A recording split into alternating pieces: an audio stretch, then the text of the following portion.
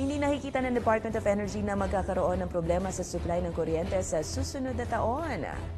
Ayon kay Energy Assistant Secretary Mario Marasigan, oras na matapos ang transmission project at solar power plant, makatutulong ito para magkaroon ng sapat na supply ng kuryente. Dagdag nito, bagamat malakas kumonsumo sa kuryente ngayon, hindi pa rin naaabot ang target nilang 550 hanggang 600 megawatts na demand sa kuryente. Sa huli, umaapela pa rin ang DOE sa publiko na magtipid ng kuryente kahit pa may sapat na supply nito. Sa ngayon po, wala po tayong nakikita na may kakulangan o magkakaroon ng kakulangan sa supply ng kuryente.